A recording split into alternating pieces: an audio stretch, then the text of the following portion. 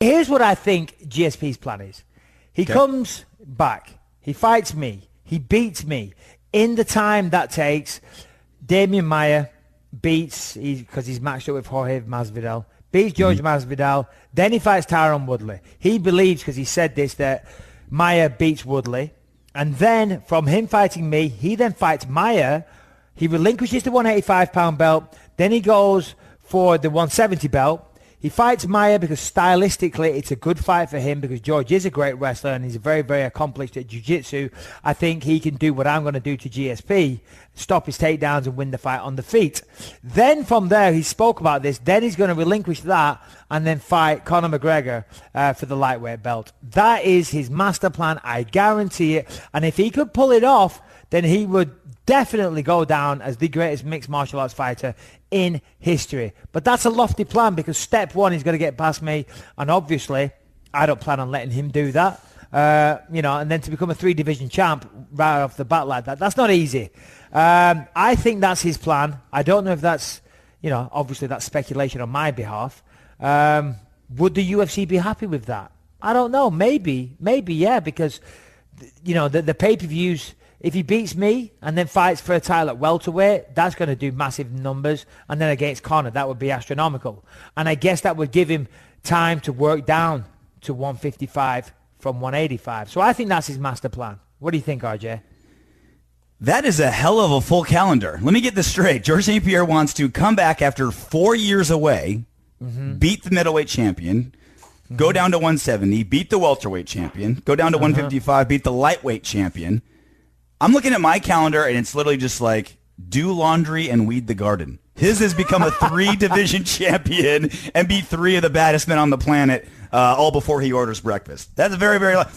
I'll take it one step further, Mike. Yep. Georges St Pierre is already, arguably, I don't think he has anything against Jon Jones, but you can make a very strong argument that Georges St Pierre is the best fighter of all time. You can make that argument. His 2 losses, he avenged. He ruled over a much tougher weight class than Jon Jones did. I say if he comes back after 4 years away, this is a monumental achievement, by the way, being gone 4 years and coming back and fighting a champion. If he beats you, he is the best fighter of all time. I think it's unquestionable. Be gone for 4 years. You're already arguably the best. Overcoming a 4-year layoff. We see fighters look terrible after an 18-month layoff. This is a 48-month layoff. Goes up a weight, beats the champion. I don't see how it's a question. You're the best fighter of all time. I agree.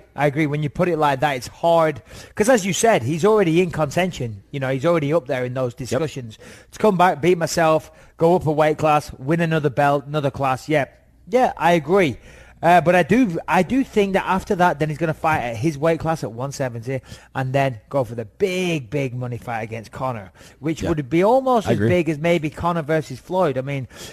that would do bigger numbers than Conor and Nate Diaz. It will be massive. The Countdown with Michael Bisping and Luis J. Gomez. Thursdays from 6 to 8. George, I seen the press conference with Michael Bisping. I enjoyed the hell out of that. First of all, him coming in late and either hungover or after an all-night bender drinking, and your banter back and forth. I think it's going to make the fight fun, to be honest with you.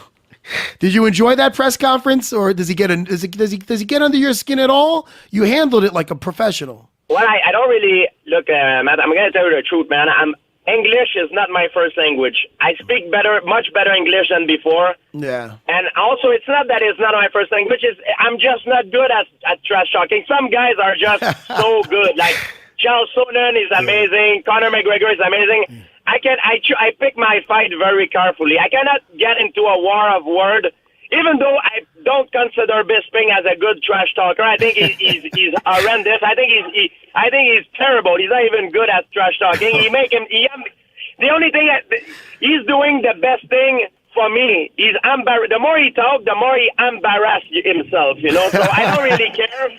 But some guys I like, for example, like Conor McGregor or Charles Sonnen, I would never be able to get into a war of word with them because they're just so good. But Michael Bisping, he think he's good, but he's terrible. You know, everything he says doesn't make sense. And the more he opens his mouth, the more he embarrasses himself. So for me, it's a good thing. That's so good. Well, that was a pretty good response. That's so great. That's so great. And George, you mentioned 3 weights. Now, obviously, middleweight, welterweight. What was the other way? Were you thinking of going lightweight or 155? Yeah, I couldn't make it. I couldn't make it to lightweight. My coach Ferraz told me a long time ago. He said, "Why don't you fight lightweight? Why don't you fight lightweight? Why don't you fight lightweight?" He keep bugging me, telling me that I should fight lightweight if I want to make a super fight. I said, I never tried it, but I'm pretty sure it would be easy to do because a lot of the lightweight guys are my size, you know, when they off season. George, one of the things that stood out, and I think it's an unfair criticism of you, and Bisping said it the other day, some other guys said it, and they say, "Oh, George, you're a great athlete, but you're not a fighter. That's the difference. You're not a fighter." I think that's very unfair. Now, let me tell you something. I've seen fights. First of all, I mean, I could name your fight with BJ Penn where he got you bloodied up and you came back to win the next 2 rounds. Your fight with Carlos Condit when he kicked you in the head and you had to survive that and come back. Your fight versus what's the other one I'm thinking of? Matt Serra? No, well, yeah, when you kicked my ass. No, it's not that. Johnny and Drix too. He punched me right the 5th round. I came back hard. You know, I've shown it through my career. The thing is, I believe that I show a lot of heart through a lot of my fight. A lot of the fight that I had, I dominate most of the round, all the rounds. But if you're winning a fight, it's up to the other guy to take a chance to open up, to make himself available for an open up to win the fight. No. If you're winning and everything goes well, it's the art of war, my friend. If everything goes well, you keep doing what you're doing. If you're winning that fight, in America, sometimes we don't understand that because in our culture, a lot of guys they go see a bloodbath or a slugfest.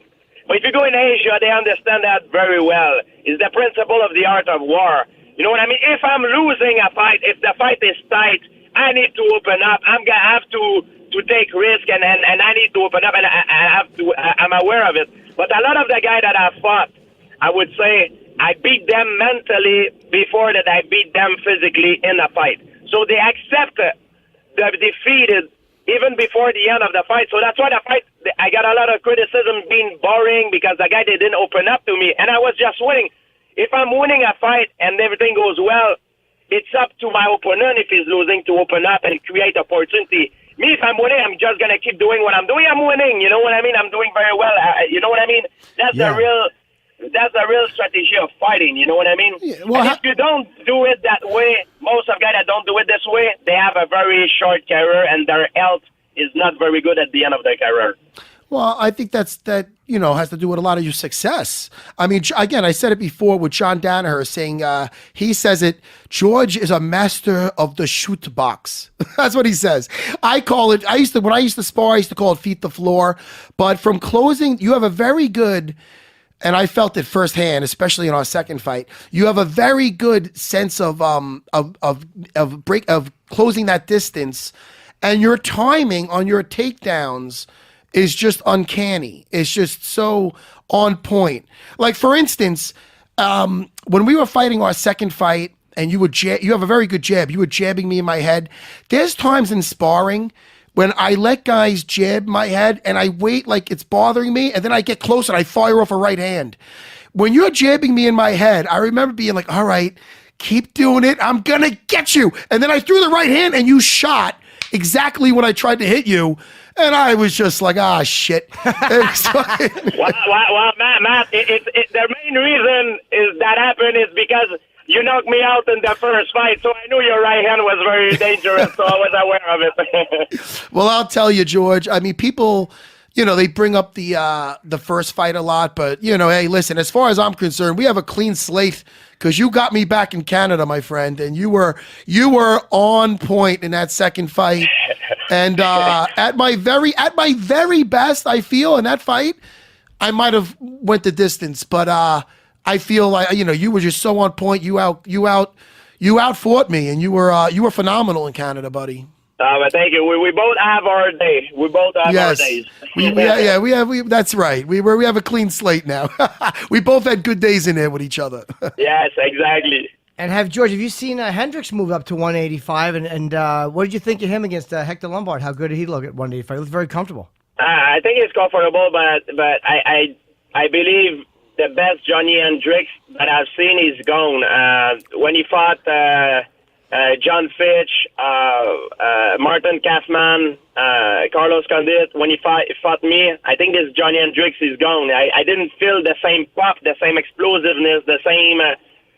maybe he's going to prove it wrong at 185, maybe. But I feel he's not the same anymore.